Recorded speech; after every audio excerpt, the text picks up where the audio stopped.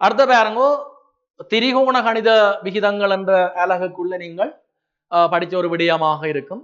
பாருங்க சைன் தீட்டாவின் பெருமானம் வந்து 0.6 எனில் tan தீட்டாவின் விகிதத்தை காணும். அப்ப இதுலயும் வந்து ஒரு வினா அங்க பகுதி 2ல வந்து 10 புள்ளிக்கு ஒரு வினா இந்த திரிகோண கணித விகிதம் திசைகோள அளவிட சம்பந்தமாக ஒரு வினா வருவதை காணலாம்.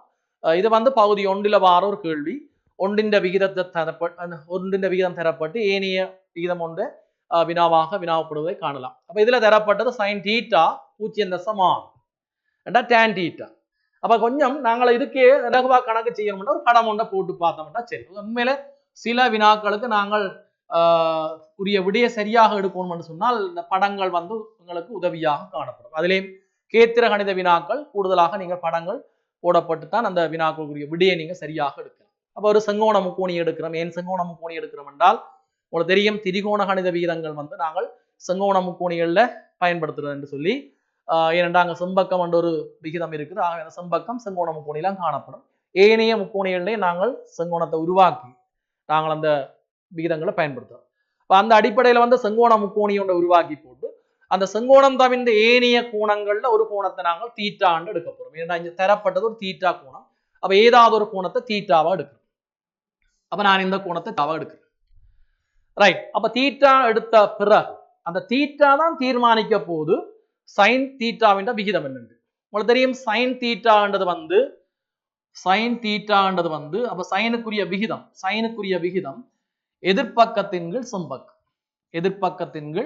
செம்பக்கம். ரைட். அப்ப எதிர்பக்கம் என்றா என்ன, செம்பக்கம் என்றா என்ன என்றால் நீங்க படிச்சிருப்பீர்கள் ஒரு கோணத்துக்கு எதிராக காணப்படுற எதிர்பக்கம், செங்கோணத்துக்கு எதிராக காணப்படுற பக்கம் செம்பக்கம். அந்த அடிப்படையில வந்து தீட்டாவுக்கு எதிராக இருக்கிற இந்த பக்கம் வந்து எதிர்பக்கமாக காணப்படும், செம்பக்கம் செங்கோணத்துக்கு எதிரான பக்கம். அப்ப இது எதிர்பக்கமாக இருக்கும், இது செம்பக்கமாக இருக்கும். ஆகவே இந்த கோணத்துக்கு இந்த பக்கம் அயல் பக்கம் காணப்படும். இவ்வாறு நாங்கள் பக்கங்களை தீர்மானித்த பிறகு அந்த விடைக்குரிய சரியான விடையை நாங்கள் எடுக்கலாம். இப்ப இதுல பாருங்க சைன் தீட்டா 0.6 என்றால் சைன் தீட்டா 0.6 தசமத்துல தரப்பட்டிருக்கு. கொஞ்சம் நாங்கள் இலகுவாக இந்த கணக்கின் தரவை எடுக்கணும்னு சொன்னால் சைன் தீட்டா 0.6 பாருங்க. இந்த 0.6 நாங்கள் பின்னமா மாத்தினோம் என்று சொன்னால் 10/6. அதை எளிய வடிவுக்கு மாற்றி 5/3 எடுக்கலாம். அல்லது இவ்வாறை நாங்கள் வைத்துக்கொண்டு 10/6 வச்சுக்கொண்டு செய்யலாம். அப்ப 10/6 வந்து 6 எதிர்பக்கத்தை குறிக்கும், 10 செம்பக்கத்தை குறிக்கும். அப்ப நாங்கள் எதிர்பக்கத்துக்கு 6 போடுவோம், செம்பக்கத்துக்கு 10 போடுவோம். அப்ப பாருங்க அயல் பக்கம் நாங்க காணப்போறோம். உங்களுக்கு தெரியும் செங்கோண முக்கோணியில 2 பக்கங்கள் தரப்படைக்க 3வது பக்கம் காண்றது எங்கட பைதகரஸ் தொடர்பின்படி. பைதகரஸ் தொடர்பின்படி செம்பக்கத்தை காண்றதுக்கு 2 பக்கங்கள வர்க்கங்கள கூட்டுத்தொகை வர்க்கமூல பெருமானம். இது செம்பக்கம் தெரிஞ்சபடியால் 10 வர்க்கம் 100, 6 வர்க்கம் 36. அப்ப கழிச்சு விட்டவன்டா 64 கழித்தல் ஆகவே 8 வரப்போம். அப்ப அயல் பக்கத்தின் பெருமானம் 8. சரி. இப்ப ஏன் இந்த அயல் பக்கம் நாங்கள் எடுக்க வேண்டிய தேவை இருக்குது? கேள்வி tan தீட்டா. இப்ப tan தீட்டான்னு சொன்னால் உங்களுக்கு தெரியும் tan தீட்டா என்ற விகிதம் என்ன? எதிர்பக்கத்தின் கீழ் அயல் பக்கம். அப்ப எங்களுக்கு தெரியும் எதிர்பக்கம் எங்களுக்கு தெரியும் யாருண்டு, அயல் பக்கம் தெரியாது. அந்த அயல் பக்கத்தை கண்டுபிடிக்கிறதுக்காண்டித்தான் நாங்கள் அந்த பைதகரஸை பயன்படுத்தி கண்டுபிடிச்சோம். அப்ப இப்ப நாங்கள் அந்தக்குரிய விடை எடுத்தால் எதிர்பக்கம் 6, அயல்பக்கம் 8. அப்ப 6/8 அதை சுருக்கி விட்டால் 3/4. அப்ப விகிதம் 3/4 வரும். சரி. 9வது வினாவை பாருங்க.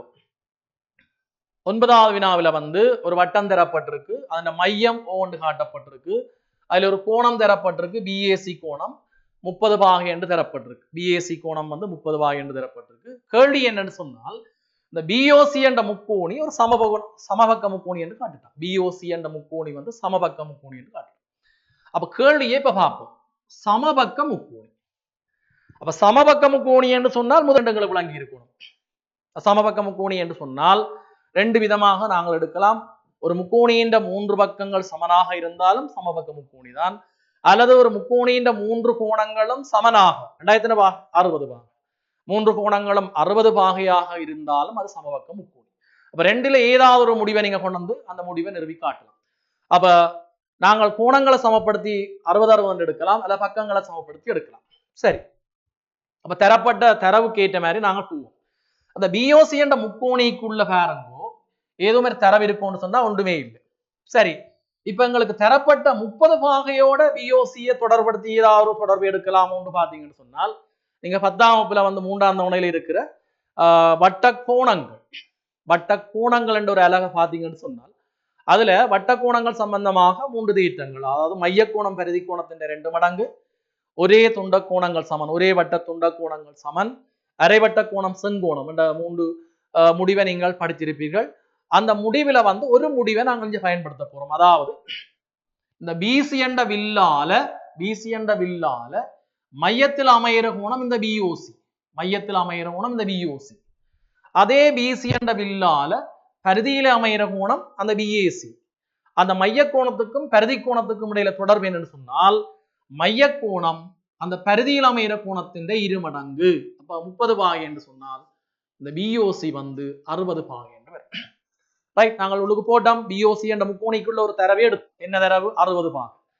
அப்ப இப்ப எங்களுக்கு ஒரு தரவு வந்தபடியால் அந்த தரவை கொண்டுதான் நாங்கள் முடிவெடுக்கலாம். அதாவது 60 பாகை என்ற ஒரு முடிவு வந்திருக்கு. அப்ப இனி 60 பாகை என்ற முடிவு இருந்தா இது சமபக்க முக்கோணியா இருக்கணும் என்றால் இதுவும் 60 பாகையாக அமையணும். ஓபிசியும் ஓசிபியும் 60 பாகை அமையணும். அப்ப அந்த ஓபிசியும் ஓசிபியும் 60 பாகையாக அமையணும் என்று சொன்னால் எங்களுக்கு ஏதோ ஒரு தரவு இருக்கணும். என்ன? 2 கோணங்கள் சமன் என்றால் 2 பக்கங்கள் சமனாக இருக்கணும். ஏன்னா இரு சமபக்க முக்கோணி தீர்த்தம் மாறுதலை சொல்லுது. ரைட், இந்த 2 கோணம் சமன் என்றா இந்த 2 பக்கம் சமனா? சரி, சமனோ? ரைட், சமன். ஏன்? நாங்கள் அது வட்டத்தின் ஆரைகள், ஓபி என்றதும் ஓசி என்றதும் வட்டத்தின் ஆரைகள். அப்ப வட்டத்தின் ஆரைகள் வந்து ஒரு வட்டத்துக்கு ஒரே ஆரை தான் காணப்படும். அந்த அடிப்படையில ஓபியும் ஓசியும் சமன். அப்ப ஓபி ஓசிக்கு சமன் என்றபடியால் 180 60 கழிச்சவண்டா 120. ஆனால் கோணங்கள் ரெண்டும் சமன் என்றபடியால், ஏன்னா பக்கங்கள் சமன் என்றபடியால் கோணங்கள் ரெண்டும் சமனாக காணப்படும்.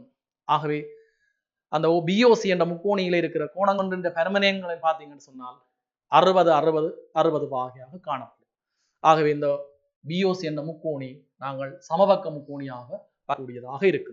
அப்ப நாங்கள் எங்க இருந்து போறோம்னு சொன்னால், மையக்கோணம் பரிதி கோணத்தின் 2 மடங்கண்ட முடிவு எடுத்து அதிலே இருந்து இரு சமபக்க முக்கோணி தீட்டம் பயன்படுத்தப்பட்டு அதிலே இருந்து நாங்கள் சமபக்க முக்கோணி என்று முடிவெடுத்திருக்கிறோம். ரைட், அடுத்த 10வது வினாவை பாருங்க. தரப்பட்ட தாயம் ஓர் அலகு தாயம் எனின், ஓர் அலகு தாயம் எனின் அதுல நாங்கள் எக்ஸ் இருக்குது, அந்த எக்ஸ் இந்த பெருமானத்தை கண்டுபிடிக்கிட்டோம். தரப்பட்ட தாயம் ஓர் அலகு தாயம் எனின். அப்ப தாயங்கள் என்ற அலகு நீங்கள் தரம் 11ல அறிமுகப்படுத்துற ஒரு அலகு. அப்ப நீங்கள் தாயங்கள் படித்திருப்பீர்கள். அந்த தாயத்துல வந்து ஒரு வகையான தாயமாக அலகு தாயம் காணப்படுது. அப்ப அலகு தாயம் என்று சொன்னா என்னென்று முதல் விளங்கி இருந்தால் தான் அந்த வினாவுக்குரிய விடையை நாங்கள் எடுக்க முடியும். மிக இலகுவான வினா, ஆனா அலகு தாயம் என்றது விளங்கி இருக்கணும். அலகு தாயம் என்று சொன்னால என்ன? நீங்கள் தரவை நீங்கள் பாருங்கோ. இந்த அலகு தாயம் என்றது விளக்கம் பாத்தீங்கன்னு சொன்னால், அதாவது ஒரு தாயத்தின் சதுரத்தாயத்தின் ஒரு பகுதியாக அலகுத்தாயம் அமையுது. ஒரு சதுரத்தாயமாகத்தான் அலகுத்தாயம் இருக்கும்.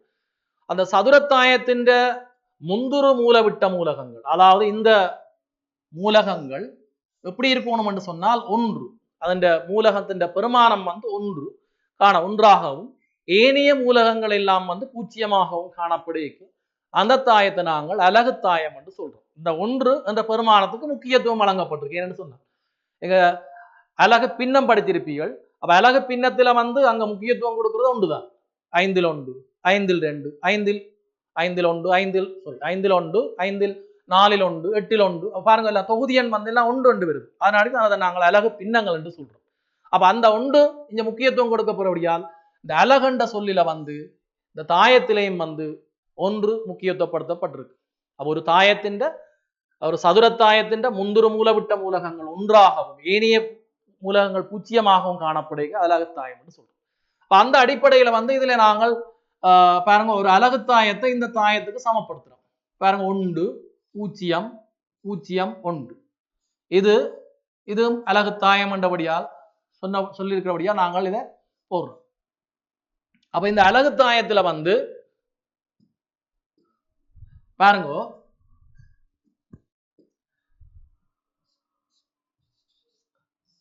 இந்த 1 sin x என்றது 1க்கு சமம். ஏன் அதுல 1 தான் பெறப்போகுது. அப்ப 1 sin x வந்து 1க்கு சமம் என்றபடியால் அதை நீங்க சமப்படுத்தி விட்டீங்கன்னா சரி. 1 sin x 1க்கு சமப்படுத்தி விட்டா சரி.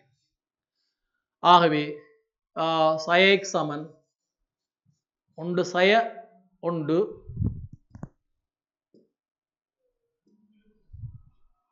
x சமன் 0. x சமன் 0.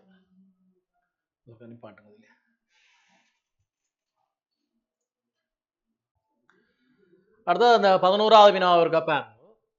இந்த முக்கோணியின் பரப்பு சம்பந்தமா அந்த பரப்புக்கு இடையிலான தொடர்பு, அந்த பரப்புக்கும் பக்கங்களுக்கும் இடையிலான தொடர்பை வச்சுக்கொண்டு இந்த கேள்வி தரப்பட்டிருக்குது. பாருங்க, தரப்பட்ட முக்கோணி PQRல QR வந்து அந்த QR நடுப்புள்ளி S என்றபடியா QS வந்து SR சமம். நான் ஏற்கனவே சொன்ன போல தரப்பட்ட தரவுகளை நீங்க படத்துல அடையாளப்படுத்தி கொண்டு போறது வந்து நல்ல விடைய எடுக்கிறதுக்கு மிக இலகுவான முறைகளாக காணப்படும். அதே சமயம் பாருங்க, அந்த PS என்ற பக்கத்துல வந்து T என்ற புள்ளி தரப்பட்டிருக்கு. அப்ப அந்த PT TS இந்த ரெண்டு துண்டுகளுக்கும் இடையிலான நீளங்களுக்கு இடையிலான விகிதம் தரப்பட்டிருக்கு 2 1. அப்ப PT TS, அப்ப அந்த PTக்கும் TSக்கும் இடையிலான விகிதம் 2 1. நீளங்களுக்கு இடையிலான விகிதம் 2 1. அதேவேளை முக்கோணி PQR பரப்பு தந்திருக்கு 60 சென்டிமீட்டர் இருக்கு. பாருங்க, முக்கோணி PQR பரப்பு தரப்பட்டிருக்கு 60. கேள்வி வந்து முக்கோணி PQT பரப்பு கேட்டுருக்கு. PQT பரப்பு. இப்ப இந்த முக்கோணியின் பரப்பை அவன் கேட்கிறான். இவ்வாறு நாங்கள் சில அடையாளங்களை நாங்கள் இவ்வாறு போடுவதன் மூலம் இந்த வினாவை நாங்கள் எது வினாவாக கேட்கப்பட்டது நாங்கள் கண்ணுக்கு நாங்கள் நேரடியாக வெளிப்படுத்துற மாதிரி இருக்கும். இனங்காண்டு வேறுபடுத்தி இனங்காணக்கூடியதாக இருக்கும். அப்ப இந்த PQT பரப்பு கேட்டு, அப்ப சுருக்கமா சொல்றேன்டா, பெரிய முக்கோணியின் பரப்பை தந்துட்டு சிறிய முக்கோணி ஒன்றின் பரப்பு கேட்டிருக்கு. அப்ப இந்த முக்கோணியின் பரப்புகள் சம்பந்தமாக அதன் பக்கங்கள் சம்பந்தமாக நீங்கள் முக்கோணியின் பரப்பு படிக்க வந்து தரமட்டில நீங்கள் முக்கோணியின் பரப்புக்குரிய சூத்திரத்தை படிச்சிருப்பீர்கள். அதுல இருந்தாங்கால நீங்கள் பெரிய வகுப்புல தொடர்ந்து அந்த முக்கோணியின் பரப்பு காண்பிருப்பீர்கள். அந்த முக்கோணியின் பரப்பு சமன்பாட்டை வச்சுக்கொண்டே நாங்கள் இந்த முடிவுகளை எடுக்கலாம். இப்போ உதாரணத்துக்கு இந்த கேள்விக்குரிய விடியை எடுக்கிறதுக்கு வந்து இலகுவான ஒரு வழியை பாருங்க. இப்ப நாங்கள் இந்த PQR முக்கோணி பெரிய முக்கோணி எடுத்துட்டோம்னு சொன்னால் அந்த முக்கோணியின் பரப்பு 60 சென்டிமீட்டர் இருக்கணும்னு சொன்னால் உண்மையில ஒரு முக்கோணியின் பரப்பை தீர்மானிக்கிறது அடியும் செங்குத்தீரம். அப்ப அடியும் செங்குத்தீரமும் பரப்பை தீர்மானிக்கும் சொன்னால் பாருங்க, இந்த முக்கோணி PQRல வந்து 2 முக்கோணி காணப்படுது. ஒன்று PQS என்றது, மற்றது PSR என்ற 2 முக்கோணி ரெண்டா பிரிக்கிறோம். அந்த 2 முக்கோணியிலையும் PQS என்ற முக்கோணியிலையும் PSR என்ற முக்கோணியிலையும் அடிய பார்த்தீங்கன்னு சொன்னால் QSSR. அப்ப அந்த QSSR 2 அடியின் நீளங்கள் வந்து சமனாயிருக்க போகுது. ஏன்னு சொன்னால் அங்க நடுப்புள்ளி என்று தந்தபடியா QSம் SRம் சமன். அப்ப அடி சமனாயிருக்கு. 2 முக்கோணியின் அடியின் நீளங்கள் சமனாயிருக்கு. அதே சமயம் இந்த PQS முக்கோணியின் செங்குத்தீரமும் PSR முக்கோணியின் செங்குத்தீரத்தையும் பார்த்தீங்கன்னு சொன்னால் அது ஒரே செங்குத்தீரமாக காணப்படுது. உங்களுக்கு தெரியும், ஒரு முக்கோணியின் பரப்புக்கு அடியும் செங்குத்தீரம் தேவை என்று. இப்ப இது QR, இது P. அப்ப இந்த QR அடிக்கு எதிரே இருக்கிற உச்சி Pயிலிருந்து வரையப்படுற மிக குறைந்த நீளமுடைய கோடுதான் அந்த QR செங்குத்து தூரமாக இருக்கு. அப்ப இப்ப எங்களுக்கு இந்த 2 முக்கோணியின் பரப்பும் சமனாயிருக்க போது என்று சொன்னால் அடி சமனாயிருக்குது. அப்ப அடியும் சமனாயிருக்க போது, செங்குத்தீரமும் சமனாயிருக்க போது, ஆகவே 2 முக்கோணியின் பரப்பும் சமன். அப்ப இந்த கணக்குல வந்து PQR பரப்பை வச்சுக்கொண்டு PQS பரப்பை நாங்கள் தீர்மானிக்கலாம். முக்கோணி PQR எஸ் இந்த பரப்பை நாங்கள் எடுக்கலாம். எவ்வளவுன்னு சொன்னால் 60 அரைவாசி. 60 அரைவாசி என்று சொன்னால் முக்கோணி PQR அடி வந்து QR, அந்த QR நடுப்புள்ளி எஸ் என்றபடியால் அந்த அடியின் PQS என்ற முக்கோணியின் அடியும் PSR என்ற முக்கோணியின் அடியும் சமனாயிருக்குது. அதே சமயம் அந்த ரெண்டின் செங்குத்தியரம் வந்து சமனாக காணப்பட போகுது என்று சொன்னால் ரெண்டும் வந்து P என்ற உச்சியிலிருந்து வரையப்படுற செங்குத்தியரமாக இருக்கும். அப்ப QR வந்து நேர்கோடுன்றபடியா கட்டாயம் வந்து ரெண்டின் செங்குத்தியரம் மாறாது. அப்ப இந்த இடத்துல வந்து ரெண்டு முக்கோணியின் பரப்பை தீர்மானிக்குது பாருங்க. செங்குத்தியரம் அடியும் அடி சமனாயிருக்குது, செங்குத்தியரம் சமனாயிருக்குது, பரப்பும் சமன் என்றதை நாங்கள் முடிவெடுக்கலாம். அப்ப PQS என்ற முக்கோணியின் பரப்பு 30 சென்டிமீட்டர் வரைக்கும் எடுத்துட்டோம். சரி, இப்ப எங்களுக்கு பிரச்சனை என்னன்னு சொன்னால் இந்த PQS என்ற முக்கோணியை வச்சு கொண்டுதான் நாங்கள் PQT என்ற முக்கோணியின் பரப்பை காணப்போம். அப்ப இதுல பாருங்க, முக்கோணி PQT ஒருக்கா நாங்க பார்ப்போம். முக்கோணி PQT ஒருக்கா பார்ப்போம்.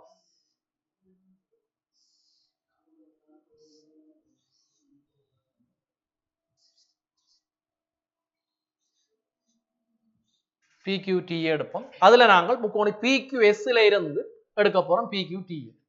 இதான் உங்களுக்கு கேள்வி. இந்த முக்கோணியின் பரப்பு தான் கேட்டோம். சரி, இப்ப நாங்கள் ஏற்கனவே PQRக்கும் PQS பரப்புக்கும் இடையில தொடர்படுத்த மாதிரி, அரைவாசி என்று தொடர்படுத்த மாதிரி, இப்ப நாங்கள் இந்த PQS பரப்புக்கும் PQT பரப்புக்கும் இடையில தொடர்பெடுக்க போறோம். எப்படி தொடர்பெடுக்க போறோம்னு சொன்னால் பாருங்க, இந்த முக்கோணி PQS ஒரு பக்கம் PS. அப்ப அந்த PQS ஒரு பக்கம் PS அடியாக வச்சுக்கொண்டு இந்த முக்கோணியின் பரப்பு 30. அதிலே ஒரு துண்டுதான் முக்கோணி PQT. ஆகவே அதன் அடி வந்து PT. அப்ப அந்த PT அடியும் PS அடியும் ஒரே நேர்கோட்டுல இருக்கு. ரெண்டின் அடியும் ஒரே நேர்கோட்டுல இருக்கு. அப்ப அந்த ரெண்டு முக்கோணியின் பரப்பை தீர்மானிக்கிறது உங்களுக்கு ஏற்கனவே தெரியும். இந்த அடியும் PS அடியும் PT அடியும் அதே சமயம் Qல இருந்து வரையப்படுற செங்குத்தியரம். யோசிச்சு பாருங்க, இந்த செங்குத்தியரத்தை பாத்தீங்கன்னா Qல இருந்து PS-க்கு வரையப்படுற செங்குத்தியரத்தை நீங்க பாத்தீங்கன்னு சொன்னால் ரெண்டு முக்கோணிக்கும் ஒரே செங்குத்தியரமா தான் இருக்கு. அதாவது PQT என்ற முக்கோணிக்கும் PQS என்ற முக்கோணியின் செங்குத்தியரத்தையும் பாத்தீங்கன்னா ஒரே செங்குத்தியரம். என்னன்னு சொன்னால் ஒரு புள்ளியில, அதாவது முக்கோணியின் ஒரு உச்சியில இருந்து அதுக்கு எதிரே உள்ள பக்கத்துக்கு வரையப்படுற மிக குறைந்த தூரம் வந்து செங்குத்தியரம். ஆகவே PQTக்கும் ஒரே செங்குத்தியரம் தான் வரப்போகுது, PQSக்கும் ஒரே செங்குத்தியரம் தான் வரப்போகுது. அப்ப செங்குத்தியரம் இங்க மாறையில PQS செங்குத்தியரமும் PQS T செங்குத்தியரமும் மாறையில. இப்ப எது மாறி இருக்குன்னு சொன்னால் அப்படிதான் மாறி இருக்கு. பாருங்க, இந்த தூரம் 2, இந்த தூரம் 1. மொத்தமா பாத்தீங்கன்னா PT அடி வந்து 2 பங்காகவும் PS அடி வந்து 3 பங்காகவும் காணப்படுது. அப்ப இங்க அடிதான் தீர்மானிக்க போகுது இந்த முக்கோணியின் பரப்புகள் சம்பந்தம். அந்த ரெண்டு முக்கோணியின் பரப்பையும் தீர்மானிக்கிறது அடிதான் தீர்மானிக்க போகுது. இப்ப நாங்கள் ஏற்கனவே PQR பரப்பை பார்க்க அடியும் சமன், செங்குத்தியரம் சமன், ஆகவே பரப்பும் சமன். அடியும் சமனா இருக்குது, செங்குத்தியரம் சமனா இருக்கு, ஆகவே ரெண்டு முக்கோணியின் பரப்பும் சமனா இருக்கு. ஆக 30 எடுத்துட்டேன், ரெண்டால பிரிச்சு. இப்ப செங்குத்தியரம் சமனா இருக்கு, ஆனா அடி வித்தியாசப்படுது. பாருங்க, PT என்ற முக்கோணியின் அடி 2 பங்கு, PS என்ற முக்கோணியின் அடி வந்து 3 பங்கு. அப்ப பரப்பு வந்து எங்களுக்கு என்ன செய்ய போறோம்னு சொன்னால் சமனா வராது. ஏனென்றா அடி சமன் இல்லை, சமனா வராது. அப்ப என்ன நடக்க போகுது சொல்லுங்க பாப்போம். PQS என்ற பரப்பு 3 பங்கா பிரிய போகுது. பாருங்க, இந்த PT என்றது அடியா வச்சுக்கொண்டு 2 துண்டும், TS என்றது அடியா வச்சுக்கொண்டு ஒரு துண்டும், மொத்தமா 3 துண்டு வருது. அப்ப அந்த 3 விகிதத்துக்கு ஏற்ற மாதிரி தான் நாங்கள் அந்த 30 சென்டிமீட்டர் வரைக்கும் அந்த முக்கோணி PQS என்ற பரப்பை பங்கிட போறோம். 30 நாங்கள் என்ன செய்ய போறோம் என்றால் அந்த PQS அடி PS நீளம் வந்து மூன்றா பிரிக்கப்பட்டிருக்கு, 3 விகிதமா பிரிக்கப்பட்டிருக்கு. ஆகவே மூன்றா பிரிச்சோம் என்று சொன்னால் ஒரு பங்குக்குரிய அடியின் பரப்புக்குரியதை நாங்க எடுத்தோம்னா 10 சென்டிமீட்டர் வரைக்கும். அப்ப ஒரு விகிதம், அதாவது ஒரு விகிதத்துக்குரிய பங்கு 10 சென்டிமீட்டர் வரைக்கும் பரப்புன்னு சொன்னால், அப்ப இந்த TS அடியை வச்சு கொண்டிருக்கிற இந்த QST பரப்பு வந்து 10 சென்டிமீட்டர் வரைக்கும். ஆகவே PQT பரப்பு 2 பங்கண்டபடி, அடி வந்து 2 பங்கண்டபடியால் PQT பரப்பு வந்து எத்தனையா இருக்கும் நினைக்கிறீர்கள்? 20 சென்டிமீட்டர் வரைக்கும். அப்ப ஒரு முக்கோணியின் பரப்பை தீர்மானிக்கிற அந்த விடயத்துல வந்து அந்த சமன்பாட்டில் இருக்கிற செங்குத்திரம் அடியும் என்றதை வச்சு கொண்டு நாங்கள் இந்த வினாவுக்குரிய விடையை நாங்கள் எடுக்கிறோம். அப்ப பாருங்க, PQR அடி QR வந்து QSம் SRம் சமனண்டபடியால் செங்குத்திரம் சமனாயிருக்கும் என்று கருதி நாங்கள் என்ன செய்யறோம், அந்த பரப்பை ரெண்டா பிரிச்சு PQSக்கு 30 சென்டிமீட்டர் வரைக்கும், PSRக்கு 30 சென்டிமீட்டர் வரைக்கும், ரெண்டு பரப்பும் சமம். ஏனென்ற அடி சமனண்டபடியால் இந்த செங்குத்திரம் இங்கே இருந்து இங்க செங்குத்திரம் மாறாது. ஆகவே பரப்பு சமன். அப்ப நாங்கள் PQS பரப்பை 30 எடுத்து அந்த 30ல இருந்து இந்த PQT பரப்பை காண்றதுக்கு முதல் பார்த்த மாதிரி இந்த Q உச்சியா வச்சு கொண்டு PS அடியா வச்சு கொண்டு நாங்கள் பரப்பை பார்க்க இந்த முக்கோணியின் பரப்பும் இந்த பெரிய முக்கோணியின் பரப்புக்கும் அடிகளுக்கான விகிதத்தை பார்த்தோம்னா 2, அதுல பெரிய முக்கோணிக்கு 3, அப்ப 2 3 கண்டிரும். ஆகவே பரப்பு வித்தியாசப்படும். அப்ப நாங்கள் இந்த PQS முக்கோணியை 2 முக்கோணியா பிரிக்கிறோம். PQT TQS 2 முக்கோணியா பிரிச்சு அந்த 2 அடிகளை பார்க்கிறோம். 2 அடிகள் இந்த நீளங்கள் தரப்படவில்லை, ஆனால் அந்த நீளங்களுக்கு இடையிலான விகிதம் தந்திருக்கு. PT 2 பங்கு, TS 1 பங்கு தந்திருக்கு. ஆகவே PT 2 பங்கு அடியா இருக்கிறபடியால் அதன் பரப்பு கூடவா இருக்கும், TS 1 இருக்கிறபடியா அதன் பரப்பு வந்து அதன் அரைவாசியாக காணப்படும். ஏனென்று சொன்னால் இந்த செங்குத்தியரம் மாறையில, செங்குத்தியரம் மாறையில அடி மாறுது. ஆகவே பரப்ப அடிதான் தீர்மானிக்க போகுது என்று சொன்னால் மொத்தமா இந்த PQS அடியின் பங்கு 3 பங்கு. ஆகவே பரப்பு 3 பங்கா பிரியும். அப்ப ஒரு பங்கு 10 என்று சொன்னால் PQT அடி வந்து 2 பங்காக இருக்கிறபடியால், நீளம் வந்து 2ஆக இருக்கிறபடியால் பரப்பு வந்து 20 சென்டிமீட்டர் வரைக்கும். சரி, அடுத்த கடைசி வினாவை பாருங்க. சமநிலையின் தீர்வை எண்கோட்டில் காட்டும். அப்ப இந்த சமநிலை சம்பந்தமாக நீங்கள் பாத்தீங்கன்னு சொன்னால் கடந்த பேப்பர்லையும் வந்து சமநிலையின் நிறைய தீர்வை எழுதுக. அப்படி நிறைய தீர்வை எண்கோட்டில் காட்டுக. அதுல தீர்வை எண்கோட்டில் காட்டுக. அப்ப நேர்நிறையன் தீர்வை எண்கோட்டில் காட்டுக. அது நேர்நிறையன் தீர்வை எழுதுக. அதுல தீர்வில் வந்து மிகச்சிறிய பெருமானம் எது, நேர்நிறையன் தீர்வில் மிகச்சிறிய பெருமானம் எது, அப்படியான பல வினாக்கள் வருவது காணலாம். இது ஒரு வினா, சமநிலை சம்பந்தமான ஒரு வினா காணப்படுது. அப்ப இந்த சமநிலையில வந்து முக்கியமா நீங்கள் கவனிக்க வேண்டியது தீர்வை எண்கோட்டில் காட்டுக. அப்ப கேட்டது வந்து தீர்வு. இதை முக்கியமா நீங்கள் வினாத்தாளை எடுத்த பிறகு வந்து நீங்கள் அவசரப்பட்டு சில பேர் என்ன கேள்வி கேட்கிறாரு பார்க்காமல், அந்த கேள்வியில என்ன கேட்கப்பட்டிருக்கின்ற விடயத்தை பார்க்காமல் எடுத்தோன்னா சமநிலை கணக்கு தானே, ரைட் இதுதான் கேட்கப்பட்டிருக்கும் சொல்லி போட்டு அந்த விடையை எழுதுவதை காணலாம். ஆனால் நீங்கள் பேப்பர்ல பாத்தீங்கன்னு சொன்னா கூட தீர்வு, நிறையன் தீர்வு, நேர்நிறையன் தீர்வு, மரநிறையன் தீர்வு அவ்வாறான வினாக்கள் வரும். சிலவளை வந்து எண்கோட்டில் காட்ட சொல்ல மாட்டார். அப்ப காட்டப்படாமல் நாங்கள் சிலவளை நாங்களே எண்கோட்டில் காட்ட வேண்டும் என்று யோசிச்சு போட்டு நாங்கள் அந்த வினாவை முழுமையாக வாசிக்காமல் எண்கோட்டில் காட்டுவதுண்டு. ஆகவே கேட்கப்பட்ட வினாவுக்கு விடை கொடுத்தால் சரி. அப்ப இந்த சமநிலையை பொறுத்தவரையில தீர்வு, அப்ப தீர்வுன்றதுக்குள்ள நேர்நிறையன், நிறையன், மறைநிறையன், தசமங்கள், பின்னங்கள் முழுதும் பெறும். ஆகவே அந்த எண்கோட்டில் நாங்கள் அதை காட்ட போறோம். முதல் நாங்கள் இதுல சமநிலையின் தீர்வு எடுக்க போறோம். சமநிலையின் தீர்வு, இந்த சமநிலையை பார்த்தீங்கன்னு சொன்னால் நீங்கள் சமநிலையை எடுத்த அப்புறம் நீங்க முதலாவது பார்க்க வேண்டிய அங்க இருக்கிற தெரியாக்கணியத்துக்குரிய தீர்வு எடுக்க போறோம். எக்ஸுக்குரிய தீர்வு எடுக்க போறோம்.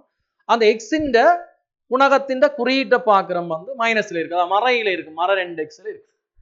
அப்ப இந்த மறையில இருக்கிறபடியால் முதல் அதுல நாங்கள் கொஞ்சம் கவனம் செலுத்தணும். என்று சொன்னால் அந்த சமநிலை வந்து மறையில இருக்க வந்து நீங்க சமநிலை சம்பந்தமாக மர அந்த தெரியாக்கணியத்துக்கு எக்ஸுக்கு வரும்போது ஒரு மறையெண்ணால வகுக்கும் போது, ஒரு சமநிலையை மறையெண்ணால வகுக்கும் போது அல்லது ஒரு சமன்லிய மறையெண்ணால பெருக்கும் போது ரெண்டு பக்கம் பெருக்கும் போது சமன்லி மாற்றமடையும் என்றதை நீங்கள் ஏற்கனவே சிறிய வகுப்பில் நீங்கள் படித்திருப்பீர்கள். அந்த அடிப்படையில வந்து இந்த 2x என்ற குறியீடு வந்து மறையில இருக்கிறபடியால் சமன்லியில் ஒரு மாற்றம் பெறப்போம்.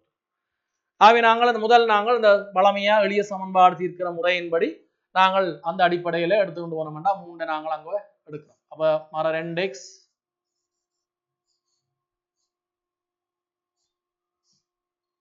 மூன்றை நாங்கள் கழிக்கிறோம். அப்ப மர 2x மர 4. அப்ப இப்ப என்ன செய்ய போறோம் என்றால் மர 2ஆல இரண்டு பக்கம் நாங்கள் பிரிக்க போறோம். இதை நான் வெளிப்பட உண்மையை பயன்படுத்தி அந்த போட்டு விடுறேன் சொன்னால் இந்த மறையால பிரிக்கிறத காட்டுறதுக்காண்டி தூக்கம் இந்த ஸ்டெப்பை கவனமா பார்க்கணும். மர 4 அதை நாங்கள் மர 2ஆல பிரிக்கிறோம். பிரிக்க என்ன நடக்க போகுதுன்னு சொன்னால் சமல்லி மாறப்போகுது. பாருங்க, சமல்லின்ற குறியீடு வந்து திரும்புது. சமல்லின்ற குறியீடு வந்து திரும்புறதை நீங்கள் காணலாம். என்ன காரணம் என்றால் ஒரு சமல்லிய வந்து ஒரு மறையெண்ணால வகுக்கேக்க வந்து அதன் பெருமானம் மாற்றம் அடையும். உதாரணத்துக்கு பாத்தீங்கன்னு சொன்னால் இப்ப மர 10 4. அப்ப இங்க நாங்கள் மர 10 ஒரு மர 2ஆல வகுக்கிறோம், ஒரு மறையெண்ணால வகுக்கிறோம். அதே மாதிரி 4ஐயும் ஒரு மறையெண்ணால வகுக்கிறோம், அதே மர 2ஆல வகுக்க இது 5ஆக வருவதை காணலாம். நேர் மரதர மர நேர் மறையால பிரிச்சா நேர், இது மர 2ஆக வருவதை காணலாம். இப்ப ஏற்கனவே 4 பெரிதாக இருந்தது, மர 10 சிறிதாக இருந்தது. அப்ப நாங்கள் ஒரு மறையெண்ணால வகுக்க 5 பெரிதாகவும் மர 2 சிறிதாகவும் மாற்றம் அடைவதை காணலாம். சமல்லி மாறுது. ஆகவே இந்த அடிப்படையில வந்து இந்த சமல்லியை நாங்கள் மாற்றி எக்ஸ் இந்த தீர்வை எடுக்க போறோம். 2 எக்ஸ் இந்த தீர்வு 2 என்று பெறப்போம். ரைட். அப்ப இப்ப நாங்கள் தீர்வை எடுத்துட்டோம். எக்ஸ் இந்த தீர்வை நாங்கள் எடுத்துட்டோம். எக்ஸ் வந்து 2க்கு சமனாகவும் 2ஐ விட பெரிதாகவும் காணப்படும். பஸ் தீர்வை எண்கோட்டில் காட்ட சொன்னா நாங்கள் ஒரு எண்கோட்டை வரைகிறோம். எண்கோடு வரையப்படைக்க நாங்கள் பெருமானம் 0 ஒரே இடைவெளியில எங்கள் எண்கோடு சம்பந்தமாக அறிந்திருப்பீர்கள். பெருமானத்தை நாங்கள் ஒரே இடைவெளியில எடுக்கிறோம். ரைட், அது உங்களுக்கு எண்கோடு சம்பந்தமான விளக்கம் ஏற்கனவே இருக்கிறபடியா நாங்கள் அதை பெரிதாக விளக்கப்படுத்த தேவையில்லை. ரைட். அப்ப இதுல வந்து எக்ஸ் பெரிது 2 சொன்னால் எக்ஸ் வருமானம் 2. அப்ப 2ல நாங்கள் ஒரு வட்டத்தை போட்டு உள்ளுக்கு நிலற்றோம். ஏன் நிலற்றோணும்? இங்க சமன் இருக்கு, இந்த சமன்லியில சமன் இருக்கிறபடியால் 2ம் 2ஐ விட பெரிதும். அப்ப 2ம் 2ஐ விட பெரிதும் என்று சொன்னால் 2 வெறும், அதாவது எக்ஸ் பெருமானமாக 2 வெறும் என்றபடியால் நாங்கள் அந்த வட்டத்துக்குள்ள நிலற்றி காட்டுறோம். அப்ப சமன் வெராட்டி வந்து நாங்கள் அதை நிலற்ற தேவையில பொறுமையாக வெற்றிடமாக உள்ளுக்கு விடலாம். அப்ப இனி அம்புக்குறி நாங்கள் அங்கால காட்டேக்க இந்த பக்கம் நிலற்ற போறோம்னு சொன்னால் எக்ஸ் பெருமானம் 2ம் 2ஐ விட பெருசு. அப்ப உங்களுக்கு தெரியும் பெரிதண்டது இஞ்சால நாங்கள் விலகமாக காணப்படும். அப்ப நாங்கள் இஞ்சால நாங்கள் நிலத்தி காட்டோம்னா சரி. அப்ப இதுல நீங்கள் அம்புக்குறி மட்டும் நீங்கள் அந்த நிலத்தி காட்டி விடலாம். இல்லைன்னு சொன்னா இடையில விடுறேன்னு சொன்னா அந்த இடத்துல அம்புக்குறி ஒன்றை காட்டி விட்டீங்கன்னு சொன்னா அங்கால வர பெருமானங்கள் எல்லாம் எக்ஸ் தீர்வுகளாக அமையும் என்றதை நாங்கள் அறிந்து கொள்ள முடியும். அப்ப சமல்லியில முக்கியமா கவனிக்க வேண்டியது மறைய சமல்லி வரைக்கும், அதாவது எக்ஸ் குணம் மறையில இருக்க வந்து சமல்லியின் குறியீடு வந்து மாற்றமடையும். சிலவளை வந்து சில பேர் இந்த கணக்கை விவாரம் சொல்லலாம். அதாவது மர 2x அங்கால கொண்டு போய் அவன் மறை 1 இஞ்சால கொண்டு வரைக்க அது நேர் 2ஆ மாறைக்க 2x ஆக இதே விடையை நீங்கள் இதே விடையை நாங்கள் பெறக்கூடியதாக இருக்கும். அப்ப அந்த முறையில நீங்கள் அந்த சமல்லியின் தீர்வை எடுக்கலாம். அப்ப தீர்வை எடுக்கிறதோட இல்லாமல் அந்த கேள்வியை கவனமா பார்க்கணும். தீர்வு எண்கோட்டில் காட்ட சொல்றானோ அல்லது நிறைய தீர்வை கேட்கிறானோன்றது காட்டிங்கன்னா சரி.